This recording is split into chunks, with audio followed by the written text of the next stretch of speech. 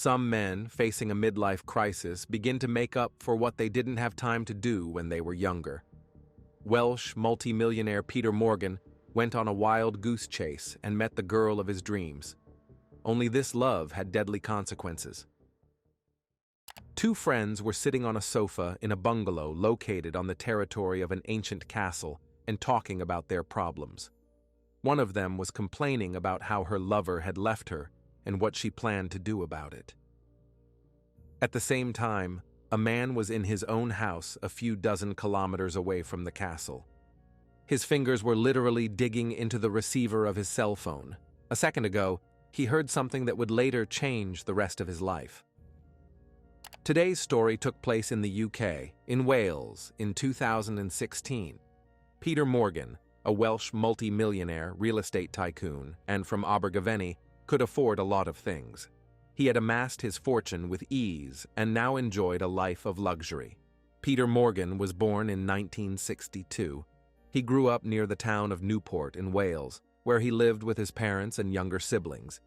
His childhood was a most ordinary one. The entire family lived on a 300-acre farm and were well off financially. Peter was a bit spoiled from childhood.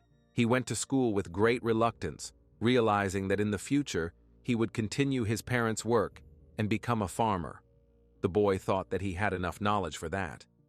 At lessons, he was simply bored and didn't know what to do to keep himself busy. So at 16, Peter left school and, with no qualifications whatsoever, got a job in a thriving family business. Such was Peter's unremarkable life for many years. When he reached the age of 30, he decided it was time for a change. A man left the family home and married his longtime friend, a woman named Helen. The couple soon had 2 daughters. The couple and their children moved to their first home in the narrow town of Monmouthshire, South Wales, and lived a normal family life. Peter settled down and felt responsible not only for himself, but also for his loved ones. At some point, he decided that it was finally time to leave the family business and start his own business. It was quite unpredictable, because Peter had no aspirations before, and all the more surprisingly, his new business became quite successful. Morgan's business was the trade in prefabricated chicken coops. These were not small houses for birds, but entire industrial hangars for raising chickens on farms. Peter got a lot of customers, and the money flowed in. More than 50 people worked on the production of these chicken coops.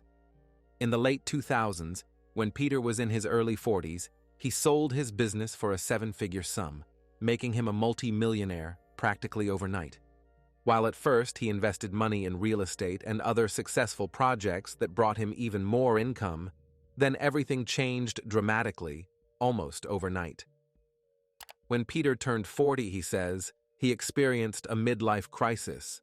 His prudent investment suddenly turned into a crazy spending spree. He suddenly wanted a vibrant life.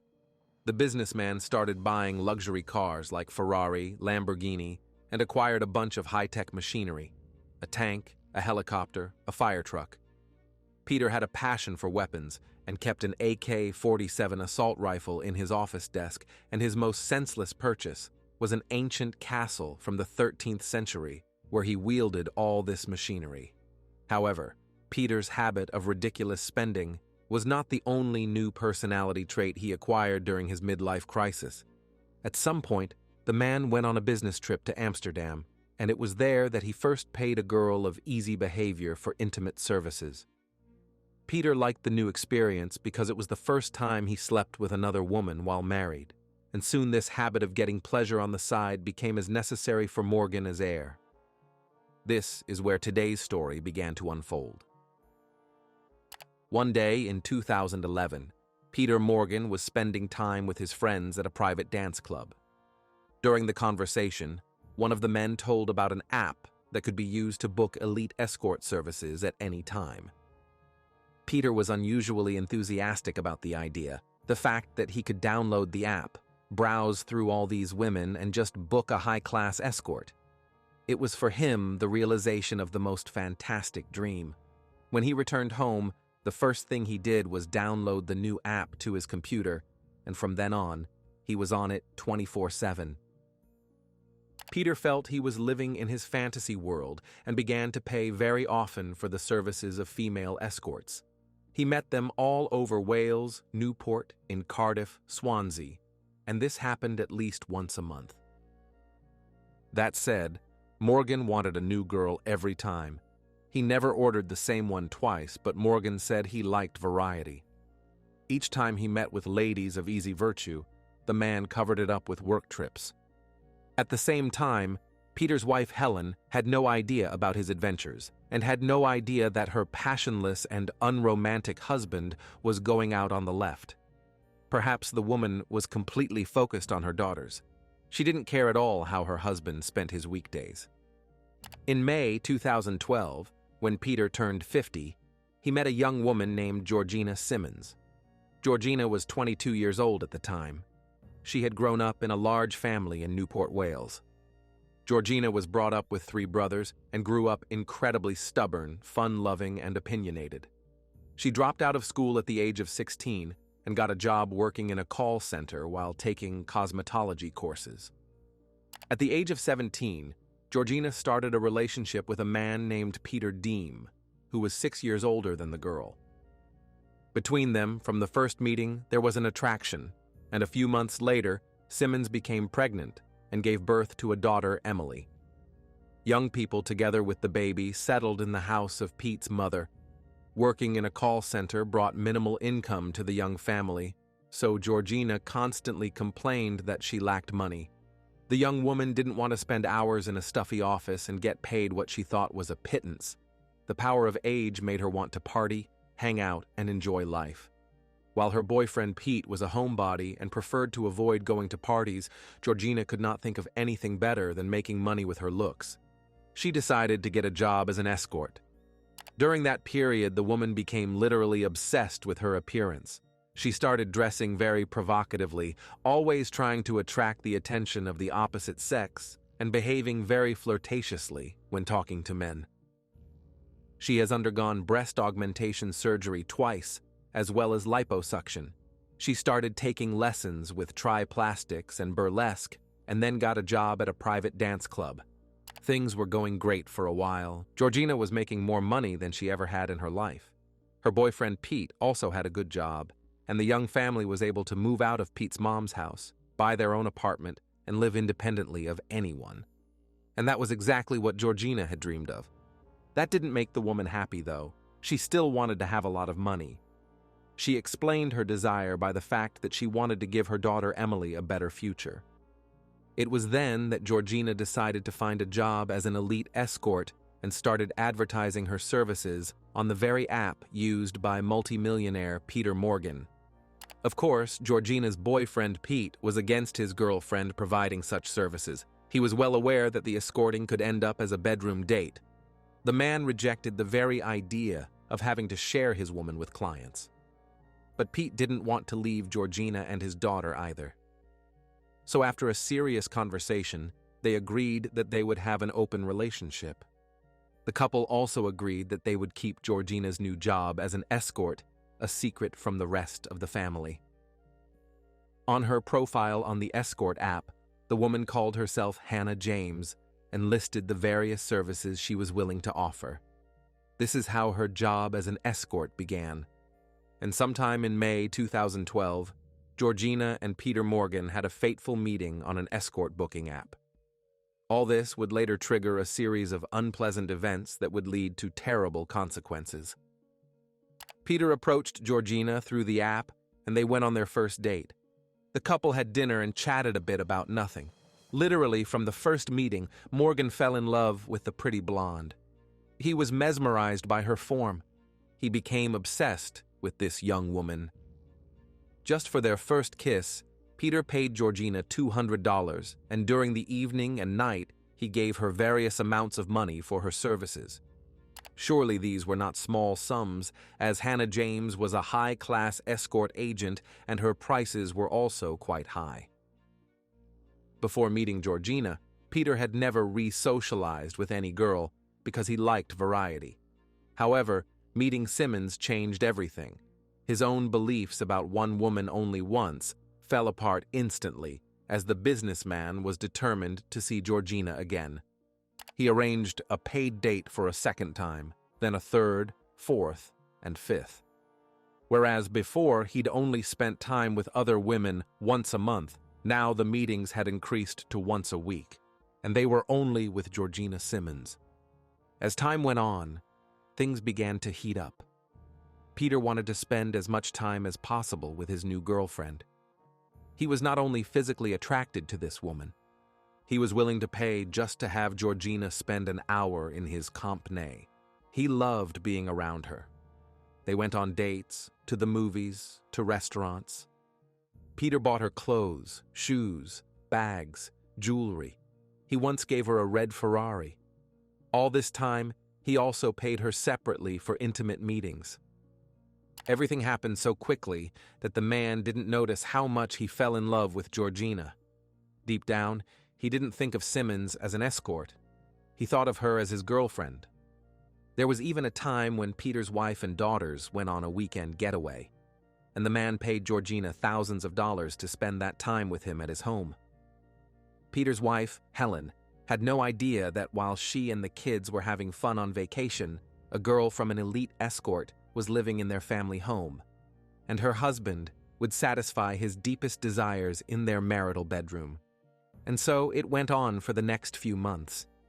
Peter literally dissolved into Georgina. He was obsessed with her.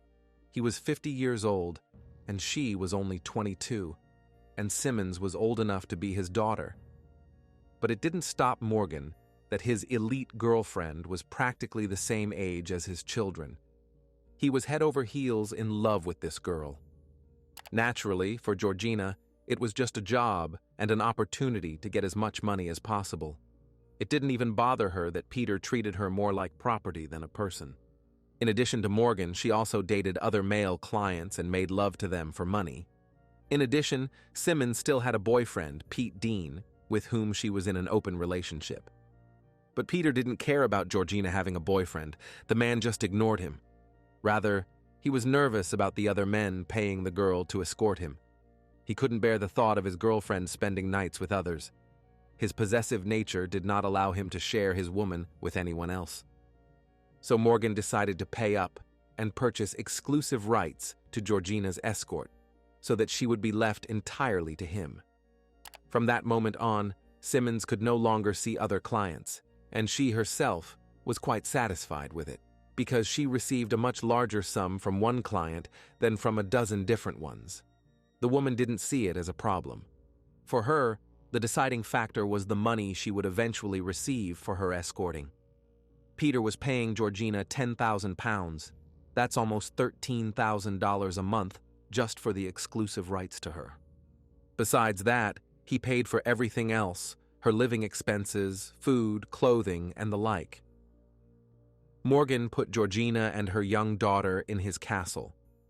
Since the old building itself was too dilapidated to live in, the woman and her child lived in a small bungalow on the castle grounds. Peter imagined it was his princess, hidden from everyone and belonging to him alone. Peter's wife had never been to the castle he had bought, so she had no idea that anyone lived there at all. Georgina's boyfriend was forbidden to appear within Morgan's private property, so it turned out the man was really isolating his lover from the rest of the world. It was his twisted fairy tale. It should not be forgotten that her little daughter also lived with Georgina, and Peter had essentially forbidden the child's father to see his daughter on the castle grounds. It also drove a wedge between Pete and Georgina. It got to the point where the woman started calling her partners Pete Rich and Pete Poor and treating them the same. Such a nickname did not make Pete's boyfriend Dim happy. He felt like a failure. This probable life in the castle as a willing, high-paid captive continued for 3 years. Morgan provided Georgina with a luxurious lifestyle. He took her on trips to London and other cities. They spent a luxurious vacation in South Africa. Peter paid for his girlfriend's beauty treatments and tried to spend every free minute with her. To him, Simonds was more than just a hired escort. She practically became his secret family, with whom he lived in his own world, detached from reality. They rode ATVs together on the castle grounds, watched movies together, went for walks, made love. Peter was incredibly happy. But Georgina was just trying to do her chaperoning job well. The more time she spent with Peter, the less opportunity she had with her boyfriend Pete. Pete Deem wasn't about to give up on Georgina and had been trying to change things for 3 years. Having a young mistress around, Morgan wanted to match her and went to extreme measures to change his appearance. He dreamed of making his girlfriend proud of him, so he began to train a lot.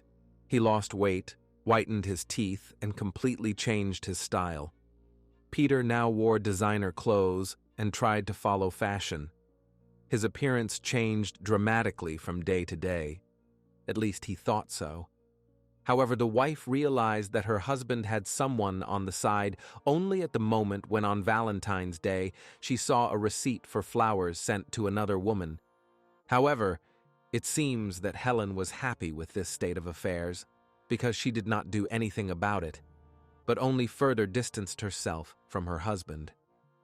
She was quite content with her life, not really caring what her husband did outside the house. So Georgina lived on the castle grounds for 3 years. Peter took advantage of the fact that his wife looked the other way and went off to his mistress every time to have a passionate rendezvous with her. Morgan paid separately for each night of lovemaking on top of the money he gave for exclusive rights to keep the woman in the castle. So Simmons made a hell of a lot of money. To diversify her intimate life, Georgina began to bring her escort girlfriends to the castle, and Peter enjoyed a triple pleasure. He also paid for that separately. These intimate threesomes began to happen again and again. Each time, the man demanded to bring new women, prioritizing Georgina in every case. One day, when Peter's wife and daughters were away from home, he decided to bring his mistress and one of her escort girlfriends to his family home. They engaged in lovemaking on the marital bed. Moreover, to make matters worse, the businessman asked one of the women to change into his wife's dress. In his head, he had long had an unattainable fantasy of making love as a threesome, him, Georgina, and his wife Helen. Peter knew perfectly well that in reality, it was impossible because his wife would never agree to share the family bed with anyone but her husband, let alone a call girl. So at least in this way, Peter realized his dream. The only thing he didn't know was that Georgina had videotaped the whole encounter. She had recorded every minute of their threesome, how her girlfriend had changed into Peter's wife's clothes, how they had fondled each other in the marital bedroom, and other racy moments. This videotape would later come to light in the case. The affair between Peter and Georgina continued for some time before almost all of Morgan's life was ruined. And it all started with Simmons' boyfriend. Pete Dim was becoming increasingly unhappy with the current situation with his girlfriend Peter. He wasn't happy that Georgina was spending so much time with a regular client.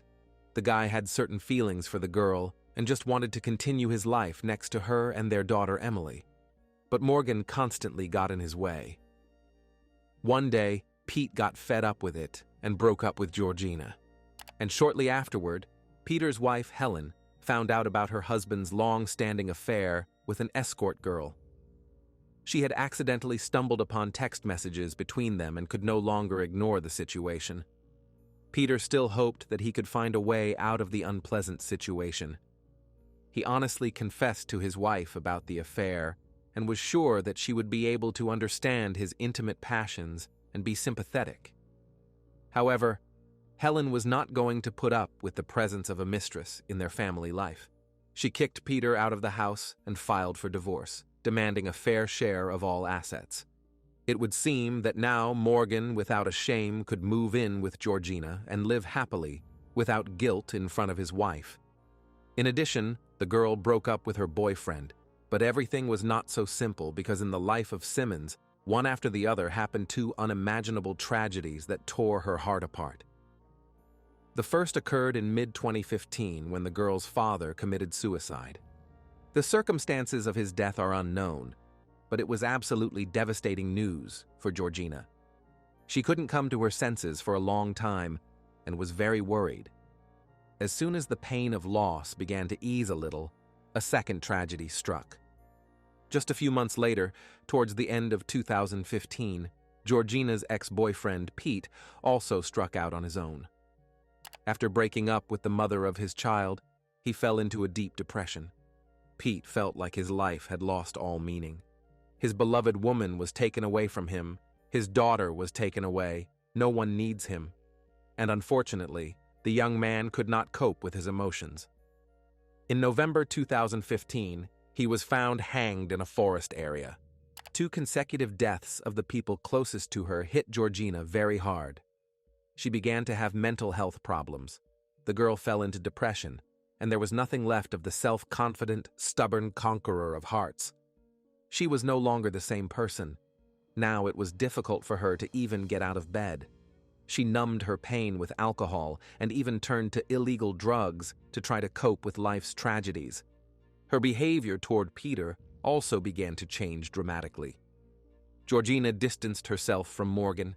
Deep down, she blamed him for her ex-boyfriend Pete's suicide. Simmons began to seek comfort from another man, an old friend she had known for years. Georgina started dating this man, spending a lot of time with him. He seemed very nice indeed, because he had helped her through this difficult time and a close relationship developed between them. The appearance of a new rival on the horizon did not please Peter, who had kept Georgina entirely to himself, and, to some extent, considered her his property.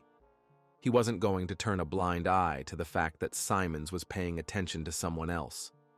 Peter began to constantly remind his mistress that he paid for her life, bought her absolutely everything, gave her a roof over her head, and provided for her child. So he basically owned her, and only he had rights to her. The more obsessive Peter became, the more strained his relationship with Georgina became. The man kept making his mistress feel guilty, so she also hardened towards him. It was out of character for Simmons to endure constant reproach. She wasn't going to allow herself to be treated like property, like an object, so their trips to events together often ended in ugly scenes in public. Georgina insulted Peter in front of everyone, humiliating him and making him look worthless. Her stubborn temper was expressed in such unflattering behaviors. The woman's behavior was also exacerbated by taking illegal drugs. She began to go off the rails and lose her temper. Substance use was increasing, and somehow social services got wind of it. The child welfare authorities were concerned about whether Georgina was a good mother to her 5-year-old daughter Emily and could take care of her as a parent should, so they started an investigation of Simmons. When the woman found out about this investigation, she blamed Peter for everything. Georgina thought he was the one who'd contacted social services to have another way to control her. There wasn't really any evidence that Morgan had a hand in it, but it wasn't worth ruling it out. After all, somehow the child welfare authorities had been informed of the story. Anyway, Georgina was convinced it was Peter. She believed he was the only one who could have sicked social services on her, and now she was risking her daughter being taken away. The woman directly accused her lover, which caused a huge scandal and a break in the relationship. Georgina despised Peter. He too, in turn, this situation began to get bored, and the man began to spy on the former mistress. Since Simmons lived in his bungalow on the territory of an ancient castle, Morgan managed to stuff the house with listening devices. Each of them had a SIM card that had to be called to hear what was happening in the room. Sitting in his home, Peter dialed the number fixed behind the SIM card, connected to a listening device that activated the microphone and could hear everything Georgina was saying. Morgan called the listening device several times a day. It became his obsession. He followed his mistress almost 24 hours a day, 7 days a week. Over the next 10 weeks, Peter called the listening device a total of 514 times, which was approximately 10 times per day. These calls lasted for hours.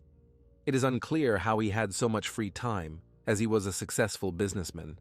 Apparently, keeping tabs on Georgina was his priority at that moment. Peter didn't hear anything interesting at first. Most of the time, the woman was talking to her young daughter. Sometimes girlfriends came to the bungalow, but their chatter was also an empty pastime. However, On January 10th, 2016, 2 months after Georgina's boyfriend Pete committed suicide, Peter listened in on a very important conversation that changed everything. On that day, a close friend of his mistress came to the bungalow and Georgina began complaining to her about Morgan. The woman stated that he had left her and she didn't want to be around him anymore, but also that Simone was too dependent on his money. The bungalow owner blamed Peter for poisoning social services who could have taken the child away from her and her daughter. Fortunately, the case against Georgina had concluded and she was now in no danger. The child welfare authorities did not find any serious violations in Emil's care and upbringing, but the woman did not plan to inform Morgan. She wanted to continue to play on his guilt in order to get more money from her lover, using the fact that social services could take her daughter away from her. But the revelations didn't end there, because Peter heard another revelation that made him go pale. Georgina revealed to her friend the plan of how she was going to get away from Morgan while taking all the money from him. First, the woman planned to get her lover to sign over the bungalow where she was still living to her and then break up with him for good. But that was only part of her plan. Turns out Georgina was planning to blackmail Peter. She had a secret videotape of the three of them making love in the Morgan's marital bedroom. Her escort girlfriend was dressed as Peter's wife, Helen. And now Simmons wanted to scare the businessman by showing the video to his wife and daughters and posting it on social media. Since Peter was now divorced from his wife, he didn't really care what Helen thought. However, the man still hoped to maintain a great relationship with his children.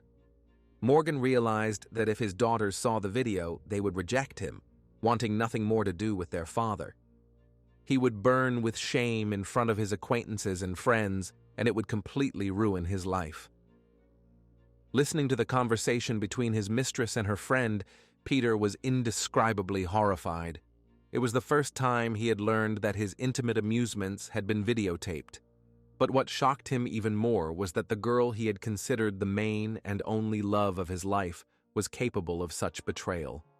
Shock and despair were replaced by sudden rage. Now Peter was forming a plan in his mind that would bring him back to his former calm and confidence.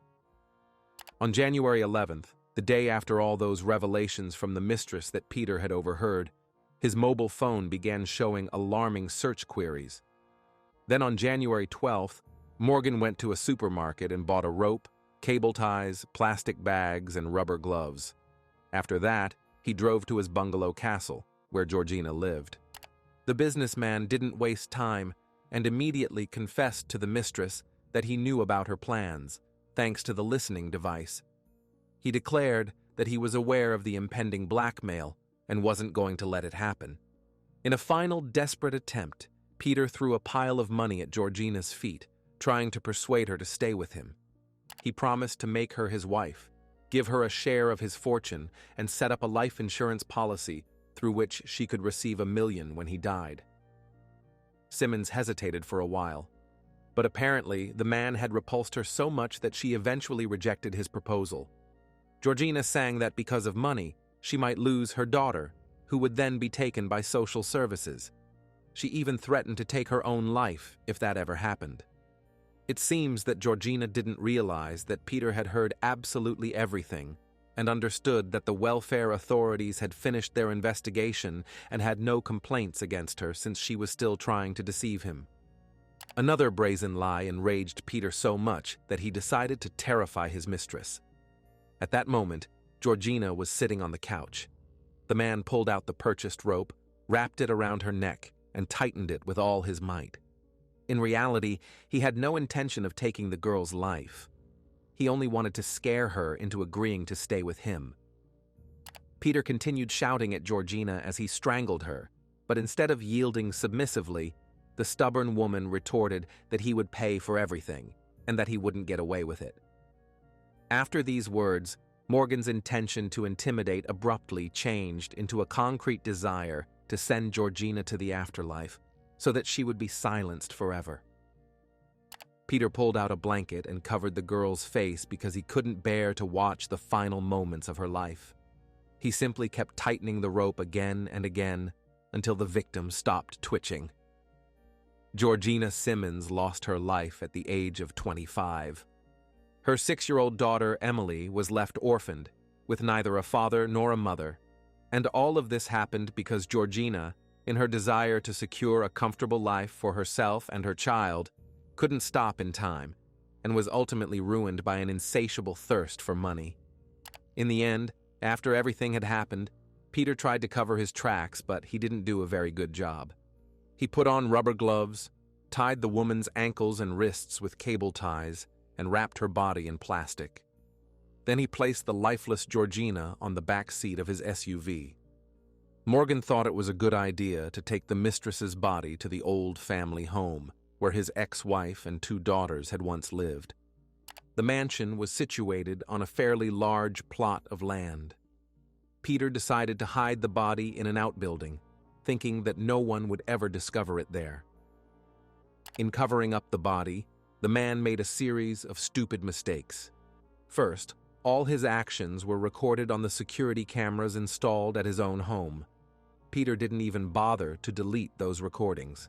Second, he loaded Georgina's body along with her mobile phone and made sure to turn it off at the moment he was already on his own property. Later, in the latter part of the same day, people began noticing that Georgina was missing. She didn't show up at school to pick up her 6-year-old daughter Emily after classes, even though it was already 8 p.m. Simmons's friends grew worried when they couldn't reach her by phone. They immediately went to the police and filed an official missing person report. And the first person the police approached regarding Georgina's disappearance was, of course, Peter, because her friends were aware of her relationship with the businessman. During questioning, Morgan appeared fully willing to cooperate with the search for the missing woman. He told the officers that he had dropped by Georgina's place around noon, and then she asked him to leave. So, he claimed to have absolutely no idea where the woman could have gone after he left. Nevertheless, the police reviewed the records from Georgina's phone and determined its last known location. And it turned out to be Peter's old family home. So now Morgan's statement that he didn't know where Simmons had gone looked suspicious. Detectives returned to Peter and began interrogating him about this. The man lied, saying that he had taken Georgina's mobile phone so that she couldn't purchase prohibited substances from dealers. He was incredibly worried about her using white powder and was desperately trying to combat her addiction. That was exactly why the missing woman's phone was in his car. But all of this looked too suspicious. Therefore, the police took Peter to the station for another round of questioning, and it wasn't long before he broke down and fully confessed to his crime against Georgina Simmons. Judging by his detached behavior during the conversation with the investigators, Peter had already found a justification for his wrongdoing. He stated that if he hadn't taken the girl's life, he would have faced terrifying troubles for years because of the blackmail. He had offered her to forget everything and stay with him. But instead of gratitude, the mistress decided to ruin his life. After his confession, Peter was charged, and just a year later, the case regarding the death of Georgina Simmons was taken to court. Although Morgan initially admitted to committing the crime, he later decided to claim his innocence by seeking to lessen his responsibility. The defendant argued that although he had broken the law, he shouldn't bear full criminal responsibility for his actions because his mental functions were impaired. Morgan had a psychologist's report stating that he suffered from Asperger's syndrome, characterized by an overall impairment in mental development. The man hoped to be charged with a lesser offense of manslaughter and therefore receive a shorter prison sentence. However, the jurors did not agree, as there was too much evidence of his guilt, including his confession. In the end, the multimillionaire Peter Morgan was sentenced to life imprisonment with a minimum time of 25 years behind bars. The entire crime was completely senseless. Of course, the victim cannot be considered ideal. Georgina worked in escort services and received money for her relationship with Peter. That very fact led the girl to such a tragic end. However, that in no way justifies the killing of her. Had the man treated her as a person rather than as his property, none of this might have happened. Simmons was simply doing a job for which she was well paid. She never considered herself Peter's girlfriend, and never wanted to be. Morgan, who became obsessed with the escort, fantasized that love could be bought with money, but he didn't realize that it doesn't work that way. The man deceived himself into thinking there was some special connection between them, and he paid the price when he learned that Georgina never loved him. The saddest part of this story is the little Emily, left an orphan. It is heartbreaking that, engrossed in their adult games and dramas, her parents forgot that they were raising a daughter.